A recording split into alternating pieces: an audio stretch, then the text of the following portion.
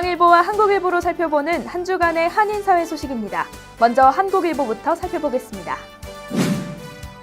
버락 오바마 전 대통령의 오바마 케어 대체 법안이 첫 관문을 넘었습니다.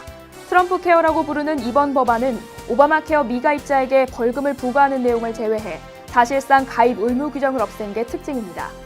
또 저소득층에 대한 보조금을 대폭 삭감하는 대신 연령에 따른 세액공제를 도입하는 내용도 담았습니다. 하지만 이번 법안은 건강보험 혜택 축소와 취약계층의 불이익이 예상된다는 이유로 민주당과 의료단체의 강력한 반발에 직면해 있습니다.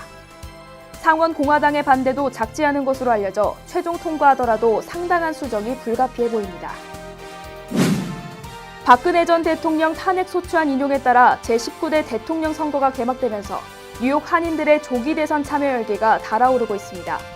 중앙선거관리위원회는 지난 10일부터 재외 유권자 등록을 인터넷과 방문, 우편, 이메일 등을 통해 접수하기 시작했습니다. 특히 뉴욕 총영사관의 경우 3일간 신청을 마친 재외 유권자 수만 해도 1,700명에 달하는 것으로 집계되며 대선 참여 열기가 그 어느 때보다 높은 것으로 분석됐습니다.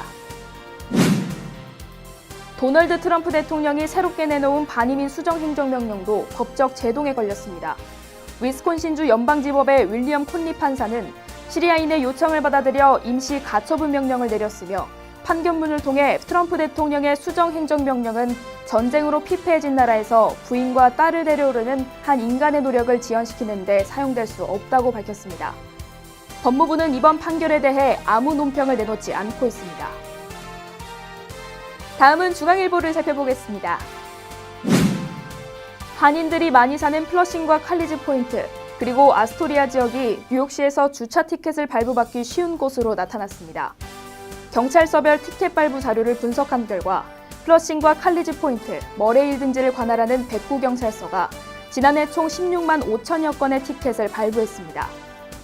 아스토리아 지역 관할 114경찰서는 총 22만 장을 끊어 맨하튼 어퍼 이스트 사이드 다음으로 많은 건수를 기록했습니다.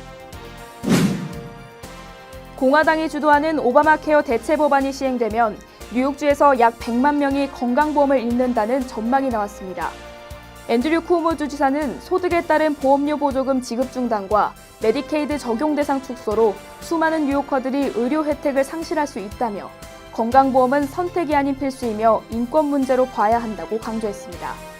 또 오바마 케어가 사실상 폐지될 경우 내비게이터 등 13만 1000개의 일자리가 사라질 것이라며 뉴욕주 경제에 상당한 타격이 우려된다고 덧붙였습니다. 일부 뉴욕시 명문 공립고교의 입학 관문이 예일대에 들어가는 것보다 좁은 것으로 나타났습니다. 뉴욕타임스 보도에 따르면 2017-18학년도 명문 공립 10개의 합격률이 예일대 합격률인 6.3%보다 더 낮았습니다.